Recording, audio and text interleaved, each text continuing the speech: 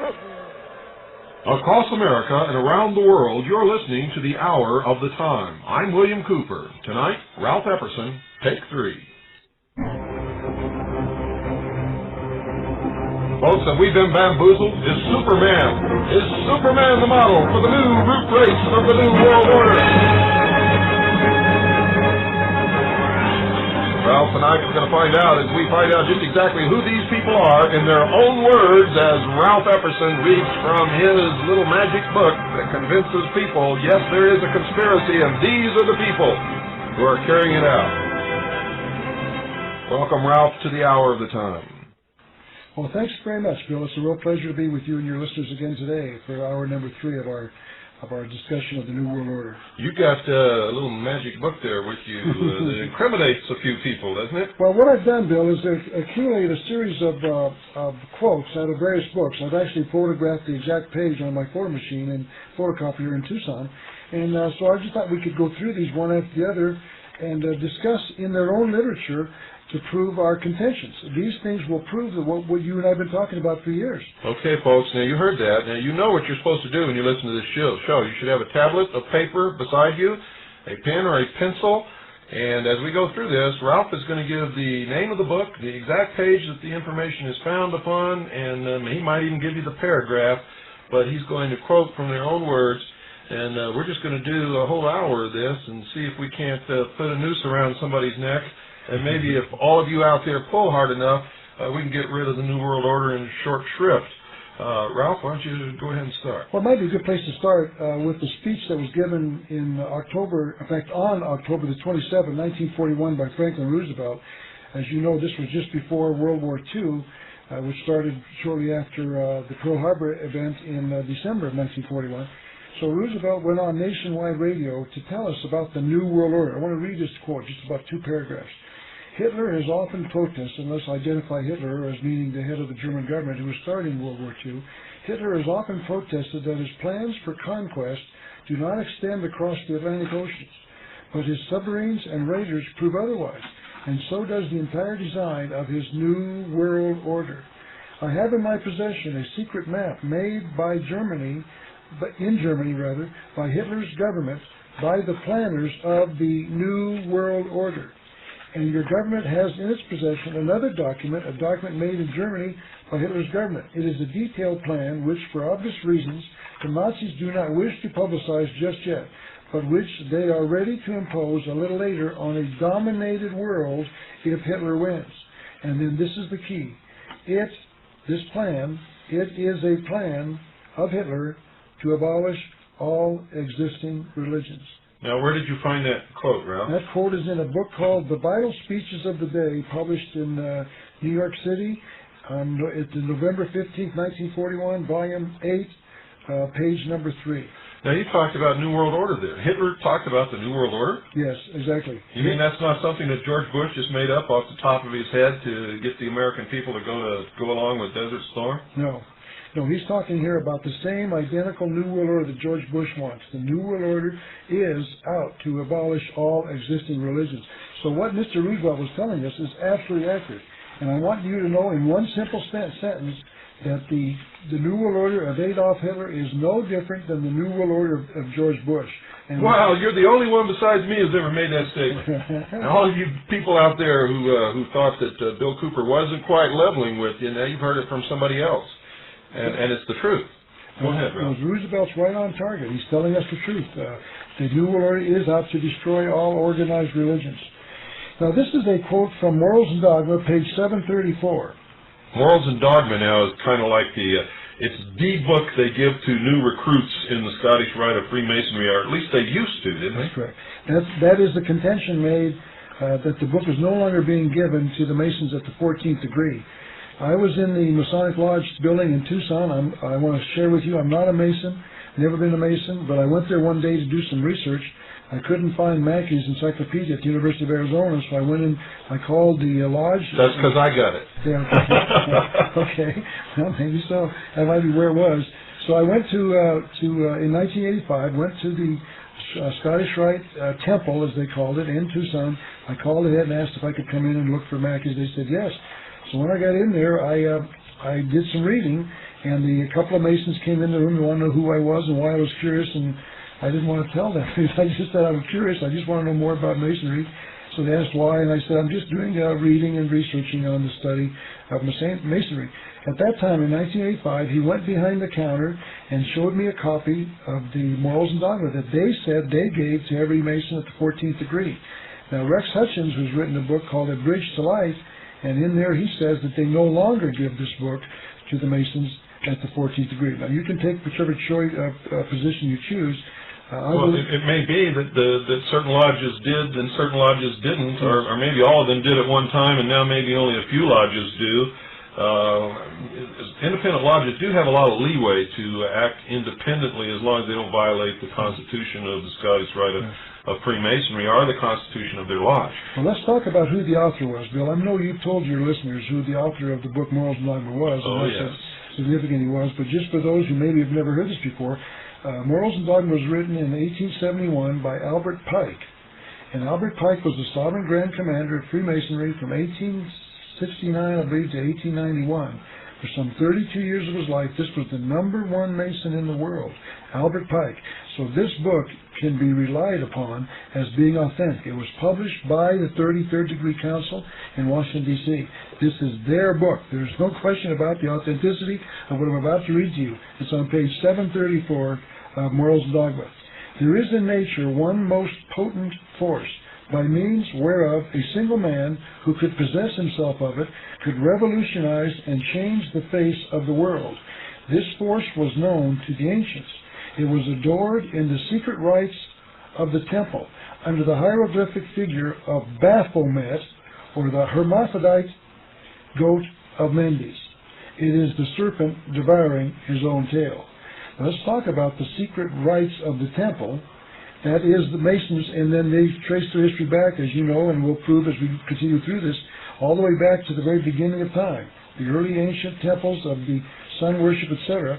He said is a worship under the hieroglyphic figure of Baphomet. Baphomet, I've seen drawings of him, is a drawing of a goat-headed devil.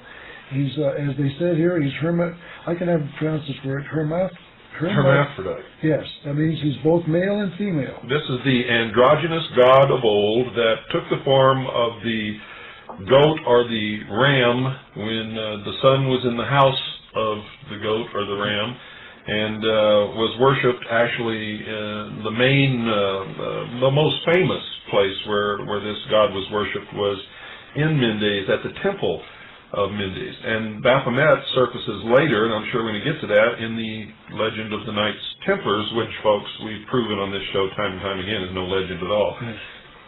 Okay, then lastly he said this force, is the serpent devouring its own tail. So we're talking here once again about the serpent and the serpent worship that's worldwide, 6,000 years old. The next thing I wanted to bring to your attention is the Holy Bible that I have a copy of. It was given to me by a fellow who got one himself. He's not a Mason, at least he told me he was not. But I have in front of me a copy of the cover of this Bible. And there's a picture of what appears to be Jesus confounding the priests or the Sadducees, whoever it was, in the temple. And then down in the lower right-hand corner, there's a star with one point down. It's a 5-pointed star, and the one point is pointing down and 2 points are pointing up. Now, this is the symbol of the Eastern Star, but this Bible is indeed a Masonic Bible, and the cover of it, I saw, Bill, in your library, you have a copy of the same Bible. On your particular copy, it's a square in the compass. Apparently, this particular Bible was intended to be given to women in the Eastern Star, because the Eastern Star is shown on the cover upside down. Now, I want to talk about what it means when the star is 1 point down and 2 points up. I have a copy of a book, and all I have in front of me is the cover of it. It's a copy of a book called History of Freemasonry and Concordant Orders. The book was published in 1891 by the board, written by a board of editors, and published by the Fraternity Publishing Company in London, England, in 1891. Why don't you give the name of that book just one more time, just to make sure everybody gets a chance to write down. My readers like to check us out, and I encourage them. In fact, our rule on this show is not to believe anything that anybody says or anything that anybody reads, no matter who wrote it, unless you can check it out for yourself. So most of our listeners do that. Good. The name of the book is called History of Freemasonry and Concordant Orders. It was published, in fact it says History of the Ancient and Honorable Fraternity of Free and Accepted Freemasons and Concordant Orders, illustrated, written by a board of editors, Boston and New York, USA, the Fraternity Publishing Company, London, England, 1891. Now this book, on page Roman numeral 3, meaning III, it shows the board of editors. There's probably 70 names here, I believe, all of which are high-ranking 32nd or 33rd degree Masons. Each one is listed by name, his degree, and where he comes from. So this book is a compilation of the writings of maybe 70 different high-ranking Masons. Well, 70 is also a significant number when you look at the makeup of the priesthood of the Temple of Solomon and also the Mormon Church. That's correct. Now let's go here now to page 49 of that book. Bill, you'll have to trust me, but if you want to look at this as well, you can confirm it, that here on this page 49 of this book, there's the caption on the top is the Divine Plan. We have a drawing of the two stars, one with the traditional 1 point up and the 2 points down. Then you reverse it over and you show 2 points up and 1 point down. And lo and behold, we see inside the drawing of the the star with the 1 point down is the drawing of a goat. The beard is the lower point. His 2 ears are the 2 right angles, and his 2 horns are the 2 points looking up. It's hard to describe, of course, the drawing of a star. And this is, in fact, the goat of Mendes. Exactly. There's no question. Or Baphomet. Baphomet is right here on page 49 of this book that we just described. I'm going to read you a short paragraph on page 49. It reads as follows. This star represents God, all that is pure, virtuous, and good, when represented with 1 point upward. So when the point goes up, meaning the 2 points are down, the traditional version that we see everywhere around the world, that represents God with a capital G, with all that is pure, virtuous, and good. Then it says, but when turned with 1 point down, it represents evil, all that is opposed to the good, pure, and virtuous. In fine, it represents the goat of Mendes. And this is the symbol of the female or women's branch of Freemasonry called the Order of the Eastern Star. Yes. And you just read that, and I've witnessed this, that this came right out of a book written and published by Freemasons. Yes. In other words, they are admitting that when the star is turned over and 1 point down, it, quote, is opposed to the good, pure, and virtuous. In fine, it represents the goat of Mendes. Correct. In other words, here we have a documented evidence that the Eastern Star is 1 point down, and it means the goat of Mendes. The goat of Mendes is, as we just read, Baphomet, and you name it. Also absolute proof, I should say more absolute proof, piled upon all the other absolute proof that we've put out to you, that Freemasons are liars. They've been lying to us all the time. And now, most Freemasons on the lower level of this pyramidal structure of organization are just a bunch of fools who join something that they know nothing about, thinking that they're going to get benefits out of this, and they do, material benefits. The spiritual, however, is a vacuum, and they're held there by these supposed brotherhood friendships and dedication to the order and the material benefits they get through their interaction in business with their fellow Masons. And there are real rewards. If a Masonic judge is sitting on the bench and you go into court and you're a Mason and the person facing you in that court is not a Freemason, you won your case before anybody even opens their mouth. Continue, Ralph. This is really interesting. I hope you're all taking notes, and I hope you look these publications up, and I hope you verify everything that you're hearing here and everything that you've heard in the past and, of course, will hear in the future. Okay. The next thing, these are all pretty much at random, Bill. They're just in sequence. I put them in alphabetical order, so they're nothing to do with any consistent plan. That's okay. We're just reading one after the other to document the case that what Bill has been saying and what I've been saying about the Masons and what they're involved with is legitimate. We can read it from their own material. Now, this particular quote comes from page 786 of Morals and Dogma. Page 786 of Morals and Dogma. It's going to talk about the colors represented in the hall, inside the lodge. The hall, in this degree, this is probably later on, one of the later degrees, I don't have the entire title here. It says, in this degree, the columns are white with black and red. The hangings are black, and over that crimson. The colors black, white, and crimson, meaning red, appear in the clothing, and the key and balance are among the symbols. So here we have an admission that black and red and white are the three major colors of the Masonic Lodge. And I want you to build in your mind, and all your listeners in their mind, picture the Nazi flag that we saw during World War II. It was a red flag with a white circle in it, representing probably about maybe 2/3 of the flag, and then inside that was the black swastika. That's correct. And now the white circle, of course, represents the sun. The swastika is a sun symbol, which we'll also confirm later. But the three colors in the Nazi flag were red, black, and white. And here we learn that on page 786 of the Masonic Lodge, the colors black, white, and red are represented throughout the lodge, throughout the temple, everywhere. Now, I have something to add to that. I have an 1898 edition of Mackey's History of Freemasonry. And it's 7 volumes, of which I have 6 of the volumes. Volume 2 is missing. And by the way, if any of you can find Volume 2 of any 1890 edition of Albert Mackey's History of Freemasonry, I'd be willing to purchase that from you, because that's the only volume that I'm lacking. But in this set of the History of Freemasonry, published by Albert Mackey, who is the ultimate historian for Freemasonry, they have a section on crosses. Now, the thing that's really significant here is only one cross is listed, and they devote 8 pages of this history of Freemasonry to this one cross. And that cross is the swastika. And they attribute an Aryan origin to it. And in this 8 pages, and elsewhere in the History of Freemasonry, and also in the Encyclopedia of Freemasonry, and many of their other books, they admit that they are an Aryan organization based upon the fact that the Aryan race is superior to all others. They are racist, and the swastika is their symbol.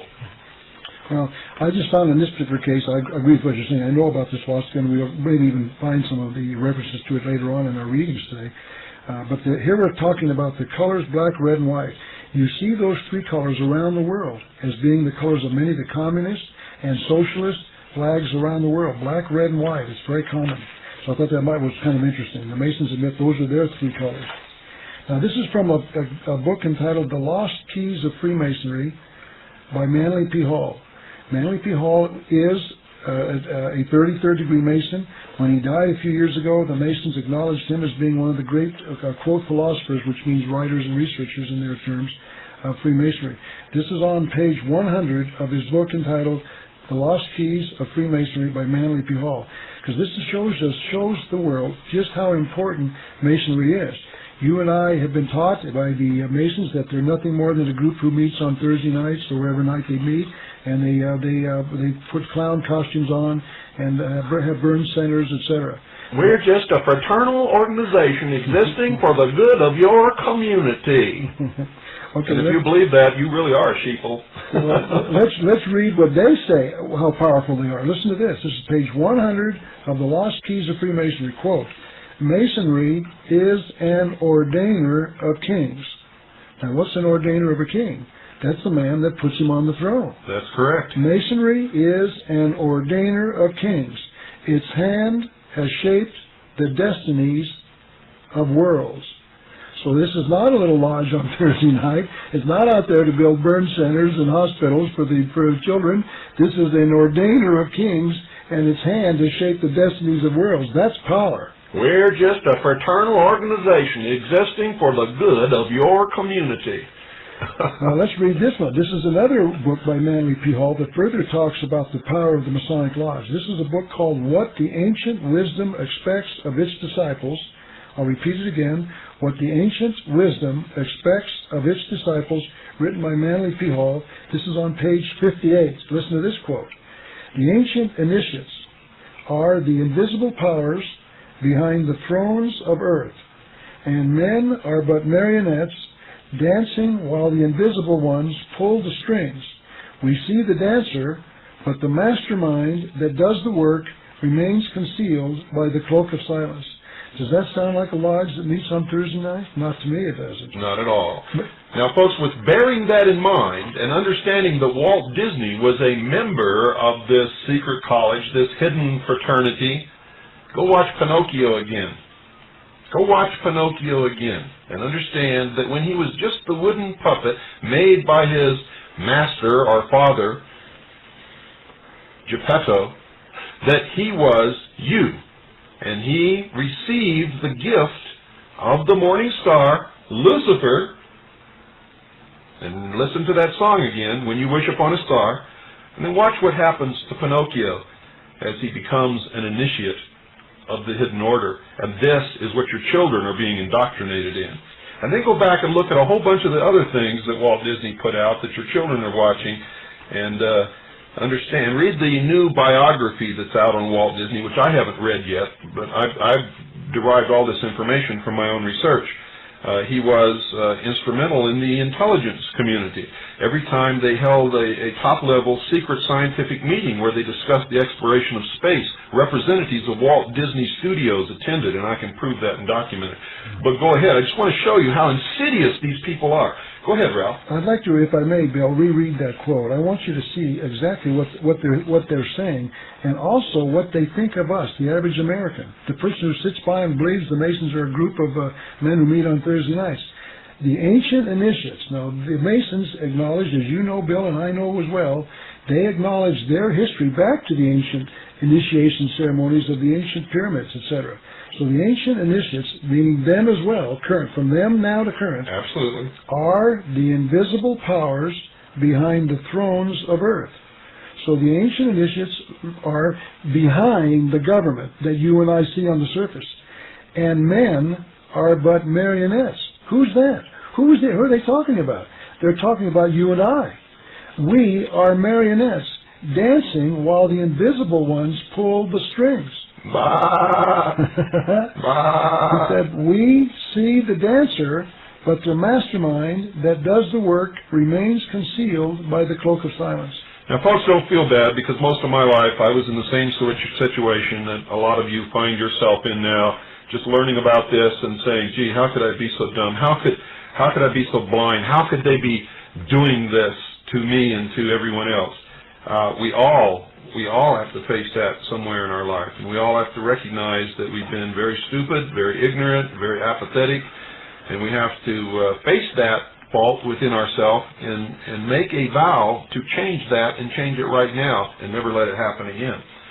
This is the purpose of this show, is to wake the sheeple, empower the people, give you powerful tools, show you that you have everything within yourself that it takes to turn this around. You don't need Trojan horse leaders. You don't need to look for some knight in shining armor riding up on a white horse to save you. If you're one of those people, then you're doomed, because there aren't any people who are going to come and save you. You have to save yourself. Wake the sheeple, empower the people, and once that's done, then we together can say freedom for the world. Ralph is one of the great warriors out here on the battlefield, standing with me, fighting this battle that many of you never even knew was going on. Okay, let's keep going. This is not written by a Mason, but it's written by one who knows about the Masons. This is the book entitled The Externalization of the Hierarchy by Alice Bailey. Now, I do not know when this book was published. It doesn't say, as far as I can tell, but I believe, Bill, you probably confirm, I think she wrote around 1920, something in that neighborhood. Yeah, and she used to publish a newspaper called Lucifer. Yeah. And she was, at one time, the head of Lucis Trust. Yeah, if I may, we'll cover that right now. On the bottom of this cover, the book that I have, what they call the frontispiece, Xerox, for this book that I've got in my hand, it says that this was published by the Lucis, L-U-C-I-S, publishing company in New York, United Nations Plaza in New York, and also the Lucis Press Limited in London. And the word Lucis is Latin for Lucifer. They used to call the publishing company the Lucifer Publishing Company. That's correct, until a lot of people came down around their ears about that, and their offices were and still are in the United Nations building in New York.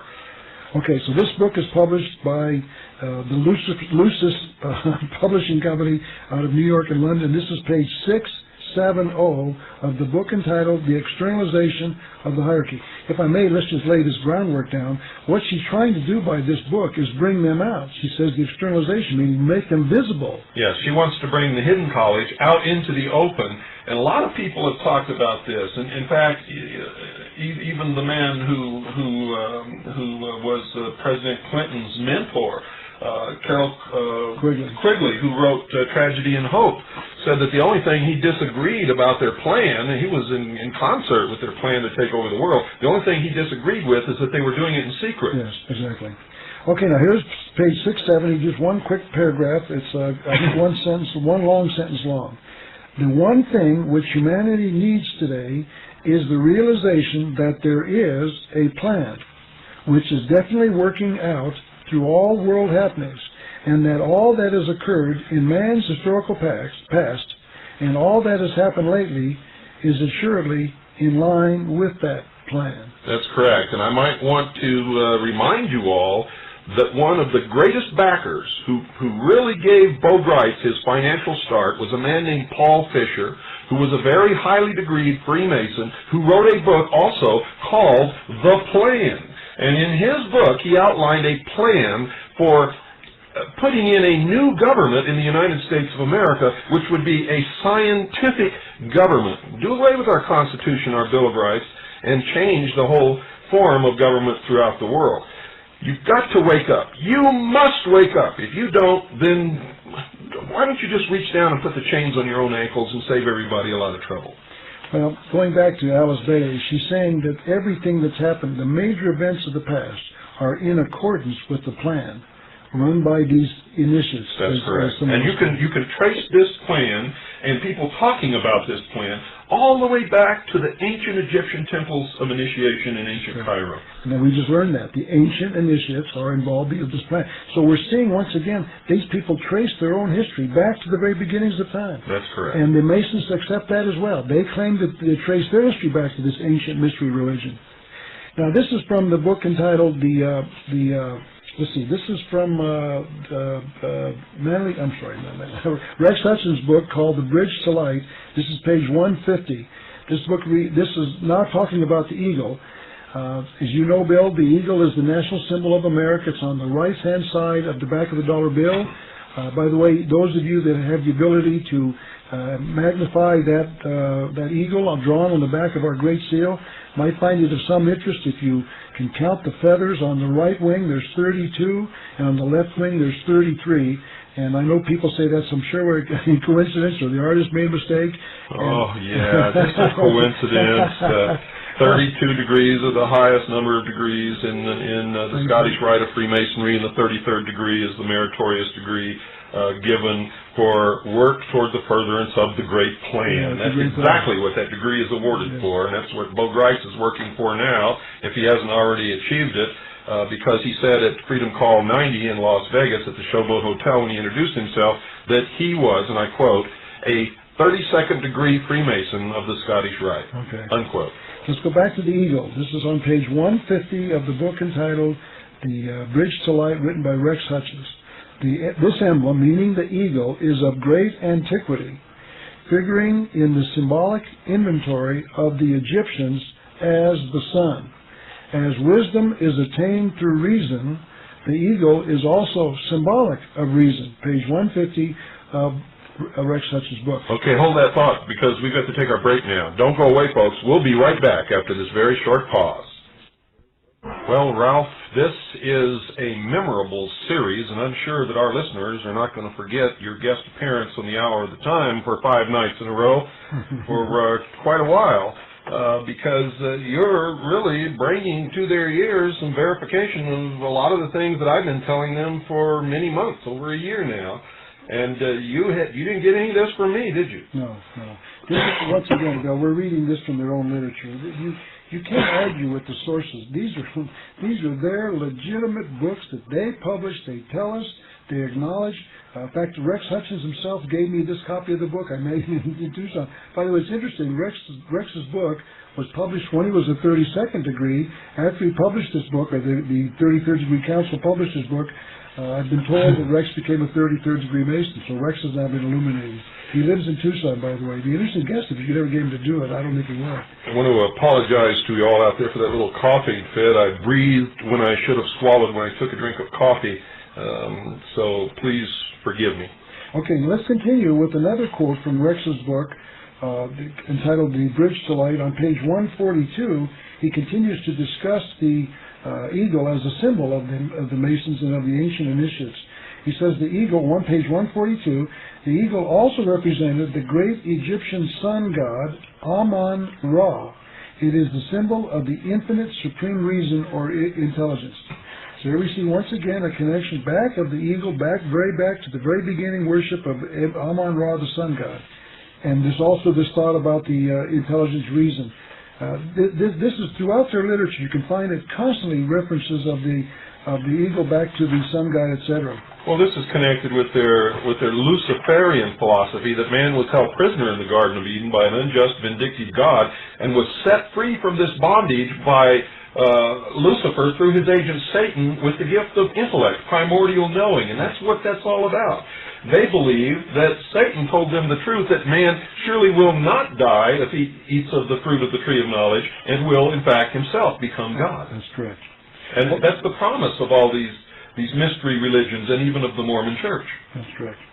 Okay, now we're going back to the book entitled What the Ancient Wisdom Expects of Its Disciples by Manly P. Hall, page 23. Here's what he said. In the remote past, the gods, plural, small g gods, walked with man. These they labored with, preparing them to carry on the work of the gods. They left the keys of their great wisdom, which was the knowledge of good and evil. So here, once again, we're back to the Garden of Eden, the tree of the knowledge of good and evil. That's where it all starts, and all of you people out there who all your life have been sitting around saying religion is a joke, it doesn't mean anything, let me tell you something. It may be a joke to you. You may be an atheist. You may not even believe in God. But if the people who hold the power to make nations rise and fall, the power to make armies march at their beck, to chop off your head if they want to in the dead of night, if they believe it, then it's not a bunch of bunk, folks. It's something that you need to understand and know. And from my own personal point of view, if you don't believe in God, you have no protection from what's coming whatsoever. Okay, now, once again, we're going to continue with this thought. I got a couple of quotes, I guess, on this good and evil. This is from page 844 of Morals and Dogma. This is written by Albert Pike, another great Masonic writer. Here's what he's got. Now, he's reading, this particular quote is in parentheses, in quotation, so I'll read that first and then we'll continue. Quote, ye shall be like the Elohim, knowing good and evil. That's in quotes and in italics. That thought had the serpent of Genesis said, and the tree of knowledge became the tree of death. Notice what he said. That God gave us the tree of the knowledge of good and evil and told us not to eat from there because if we did, we would become as God. Well, he said if we did, we would surely die. Yes. And would become as God, knowing good and evil. The difference between good and evil. So what God was doing was saying to mankind in the Garden of Eden, I am going to teach you what is right and wrong. You are not to decide, because when you do, as we know, you mess it up. Like Adolf Hitler decided he knew what was good and evil. Yeah. So what we're saying here is that the purpose of the tree of the knowledge of good and evil in the Bible was to allow man to be free, but under the guidance of the truth of the Bible, the truths meaning the moral absolutes. So here we now have this tree now becoming the tree of death. That's correct. For 6,000 years, going back now, this is continuation of the quote on page 844 of Morals and Dogma. For 6,000 years, the martyrs of knowledge, who are those? That's us, toil and die at the foot of this tree, that it may again become the tree of life. So what they're saying is that they're hoping that after 6,000 years, they will allow this tree, us, to decide for ourselves what is right and wrong. That it will no longer be the tree of death, but the tree of life. And there's another distinction here that is the basis for all of the misinterpretation of this by these people is that God said, if ye eat of the fruit of the tree of life, ye shall surely die and become as gods, and that you will know the difference between good and evil. Now, he didn't say man will become God. He said man will be as God in the fact that he will know the difference between good and evil. He didn't say that man was going to become God, and he said the promise is that you will surely die. Now, the promise of Satan to Adam and Eve was that you will not die and you will become gods. And that's what these people believe. And it is false. It is a lie. And, well, if you don't believe me, just watch Shirley MacLaine as she grows old and dies while she's insisting that she's God.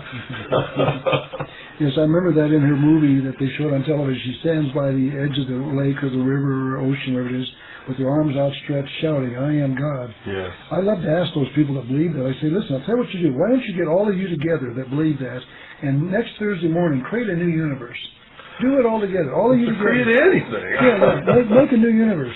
In fact, we'll move the other one over and make a new one. Let's continue now, once again, with this thought about good and evil. This is from page 169 of Morals and Dogma, written by Albert Pike. He says, the true use of knowledge is to distinguish good from evil. So once again, we are to use our mind to decide for ourselves what is good and evil. That's what he means. Right. Now we're just continuing somewhat at random. This is from the book entitled The Secret Destiny of America, written by Manly P. Hall. This is on page 14 of the book. In the very beginning it says, we're talking here about the Great Seal of the United States.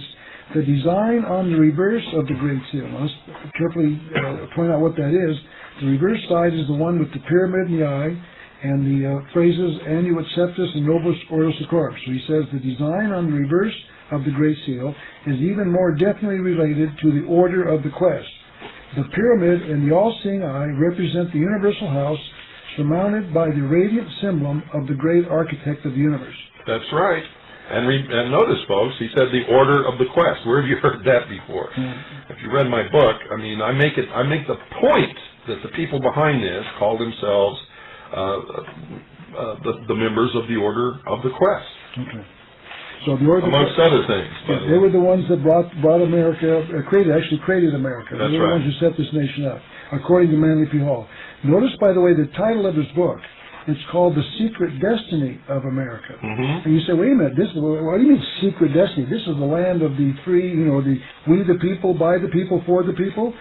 No. You mean we're not determining our own future? Yeah. It's already been determined for us? That's what Manly P. Hall's saying. That's exactly the truth. And we Americans stand by and allow this to go by unnoticed. It is bizarre. He's telling us we have a secret destiny. He knows what it is. He knows who's bringing it to us. We've already seen they're mocking us by calling us men or marionettes. We see the dancer, but we don't see the one pulling the strings, meaning on us.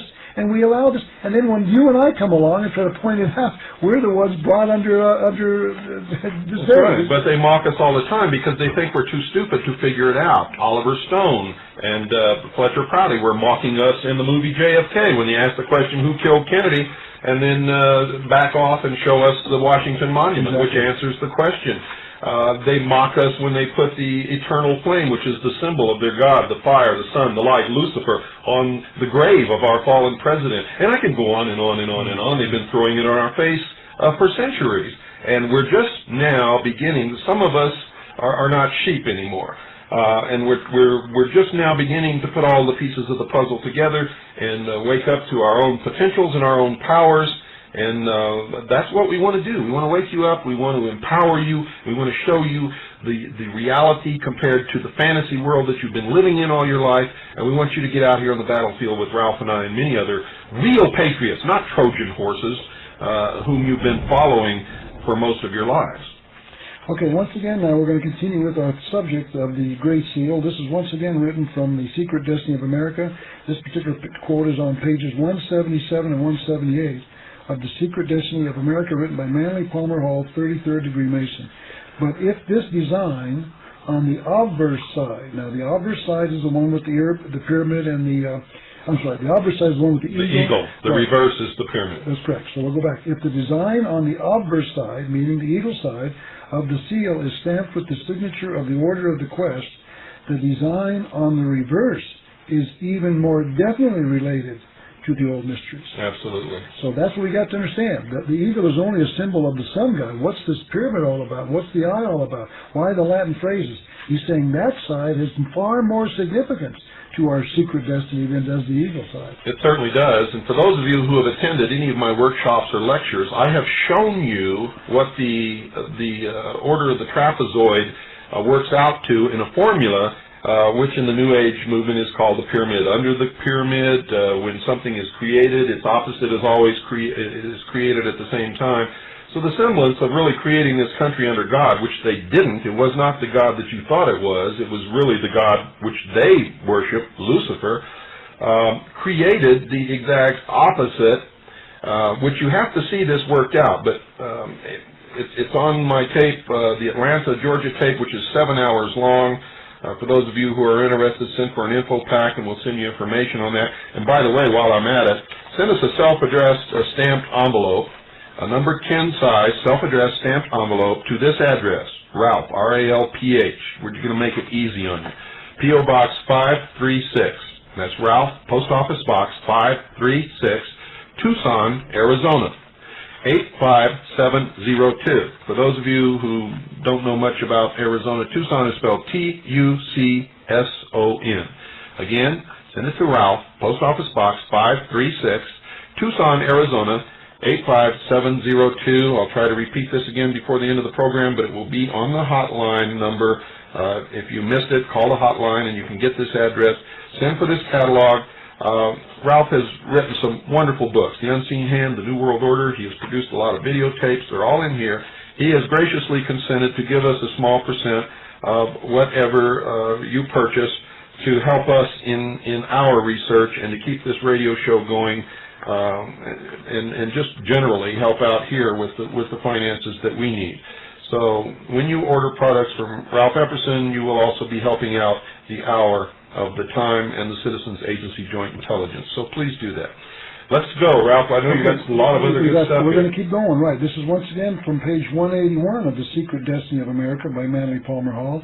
He said, quote, "There is only one possible origin for these symbols." He's talking about the symbols in the Great Seal of the United States. And that is the secret societies, plural, which came to this country 150 years before the Revolutionary War.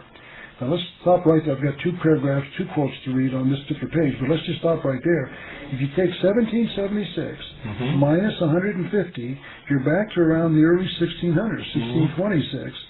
When the Pilgrims came to this country. That's correct. So what he's saying, we could argue all day about the Pilgrims, but what he's saying is that even if we concede those were decent, God-fearing men, at the same time they came, these secret societies came to America for what purpose? To create a secret destiny in the United States. And they're the ones who designed the Great Seal of the United States. Let me continue with the second part of that quote on page 181 of The Secret Destiny of America. He said, "The Great Seal was directly inspired by these orders of the human quest, and that it set forth the purpose for this nation, as that purpose was seen and known to the Founding Fathers, who were the ones who put the Great Seal together in 1782. Can you start to understand what we're talking about, Bill? I'm sure you know what I mean. Oh, yes. In fact, I know when Columbus set sail and discovered America, he had three ships, the Nina, the Pinta, the Santa Maria. He bore on the sails of his ships the device of the Knights Templars, the red Maltese cross. And that was the symbol of the Knights Templars. He also planted a Templar flag on the beach of the first beach that he landed on as the symbol of the society that he represented. He also represented, we know, the Order of the Quest, called the Order of the Golden Fleece, or the Jason Society. And we found historical connections between him and Sir Francis Bacon and many other people. By the way, you mentioned the Jason Society. Yeah. I do not know this. This is my interpretation of that name. In June and December of each year, the sun appears to start to come back from its journey to the south. June through December, June 22nd to the 25th of December, the 25th of June, and the 22nd to the 25th of December. If you take the months between those various dates, July, August, September, October, November, you get J-A-S-O-N. So Jason, then, I believe, I don't know, this is my own opinion, stands for the 6 months, or the actually 5 months, July, August, September, October, November, J-A-S-O-N, for the 5 months when the sun is in its hierarchy coming back to mankind. That's correct. And if you didn't have so much stuff there to go through, and if you weren't the guest, I could spend a few hours just on the meaning of of Jason and his search for the Golden Fleece.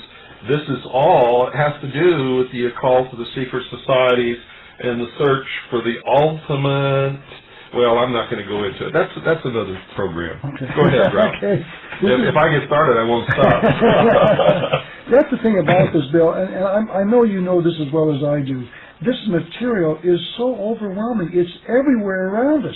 It's not one book or two. It's hundreds and literally thousands of research. It's there. All we got to do is find it. That's right, and it's more interesting than any trip to Disneyland, than any novel that anybody could possibly ever write.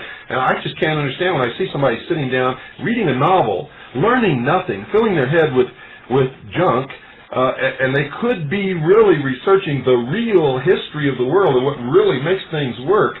And this is so interesting and so exciting, and then have the knowledge that it takes to take us out of their control, where we can have some real say in our own destiny and determine the future of the world. And it just makes me sick that people don't understand this. They think that the fantasy book they're reading is really good. They don't understand that nobody in this world has an imagination that can beat the real situation in the world. That's true. That's true. The next quote I want to refer to is from a book entitled The Reappearance of the Christ and the Masters of Wisdom, written by Benjamin Creme. Benjamin Creme is, as you know, Bill, running around the United States and I think probably Europe as well, talking about the appearance of a man that he calls the Christ, Lord Maitreya. And this is a book that talks about Lord Maitreya and his, quote, reappearance, unquote. I want to read now from pages 28 and 29. Here's what he said. In every age, teachers have come forth from the spiritual center to enable mankind to take its next evolutionary step. All perfect men in their time, all sons of men who became sons of God for having revealed their innate divinity. They are the custodians of a plan for the evolution of humanity and the kingdoms of nature. This plan works out through the agency of the esoteric, meaning concealed, hierarchy of masters who substand all world events and constitute the invisible because unknown governments of the planet. So here he's saying, once again, there is a plan at work. Who's behind it? These ancient initiates who have come forth to save us and save mankind. Now, when he talks about the sons of God, he's really talking about the sons of light, and the light is Lucifer, and their God is Lucifer. And when they talk about God, they are not talking about the God that Christians and the followers of the Prophet Muhammad and many other people in this earth consider to be God. That's correct. Okay, once again now, let's now start examining who this hierarchy is. On page 181 of his book, entitled The Reappearance of the Christ and the Masters of Wisdom, Benjamin Creme says this: Marxism, meaning communism, Karl Marx, is not only a narrow economic theory, it is to do with the basics. Let me start over again. Marxism is not only a narrow economic theory, it is to do with the basic laws of mankind's nature and interrelationship. Man is one. That essentially is what Marx is saying. Here's a man praising Karl Marx, and I'll tell you why in a minute. He's saying that this hierarchy is based on communism, Marxism, and I'm going to prove that again in a few more. In fact, in the next quote. On page 180 of the same book, The Reappearance of the Christ, he says this. Here he's answering a question asked of him by someone interviewing him. He says, the questioner says, the interviewer says to Mr. Creme, you mentioned that Marx was working for the hierarchy. Now, who's the hierarchy? The group leading this plan. That's correct. That's the leaders of the secret societies, plural, who are bringing about the New World Order. And here's Mr. Creme's answer, quote, page 180 of The Reappearance of the Christ and the Masters of Wisdom. He says, quote, Marx was indeed a member of the hierarchy. So here he's admitting that Karl Marx is inside the inner circle of those planning our future in this New World Order, this secret teachings, you name it. Now, Senator Joseph McCarthy was actually right in what he felt was happening to this country, and that we'd been infiltrated and were being destroyed from within. He just didn't know what to call it, did he? That's correct. Well, Joseph McCarthy was, as long as he was talking down into the Communist Party and saying there are communists that work in America, he was praised as a great American hero. Anyone that does that, if you attack Angela Davis and Gus Hall, you're a great American.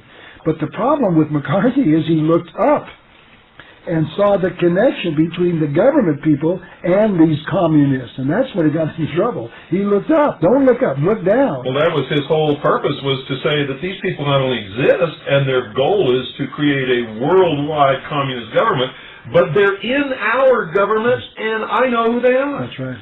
And that's when they had to beat and destroy him. I cover this in my book, The Folks, I think that's the real reason James Forrestal committed suicide, because he was initiated into the 33rd degree of Freemasonry and then began to find out who the others were and what they were doing.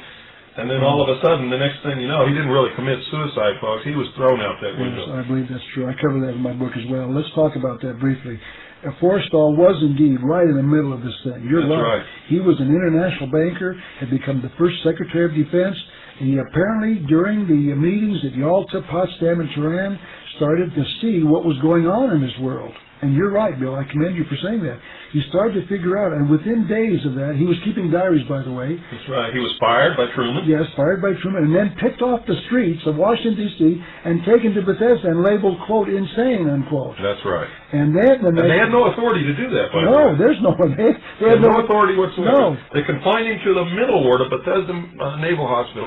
Same place, by the way, where they took Richard Nixon. Yeah. And Nixon, by the way, mentioned that if he went to Bethesda, he'd never come out alive. Right? Remember that when he had this pleurisy in his leg. That's right. And when he finally held a press conference at Bethesda, he told the members of the press corps there, he said, if it weren't for you guys, I'd be dead. That's his exact words. Okay, I'm going to skip by the next few quotes because I think that's, we probably are getting close to the end of this program. Well, if we have time, we'll get into this thing about Hiram Abiff and in some of these writings. Oh, wait a minute. I got to cut you off here, but we're going to be back tomorrow night. Can you be back tomorrow night? Yeah, I'll be back tomorrow night. Fantastic. Okay. We've got to go, folks. Don't forget, send a self-addressed stamp number 10 envelope to Ralph, Post Office Box 536, Tucson, Arizona 85702. Once again, Ralph, Post Office Box 536, Tucson, Arizona 85702. If you order anything from the catalog, folks, please specify that you listen to the hour of the time so that we will get a small percentage to help us with our efforts and to keep this show going. Thank you very much, ladies and gentlemen, for being such good listeners out there. Remember, take these references that we give you and look them up. Good night, and God bless you all.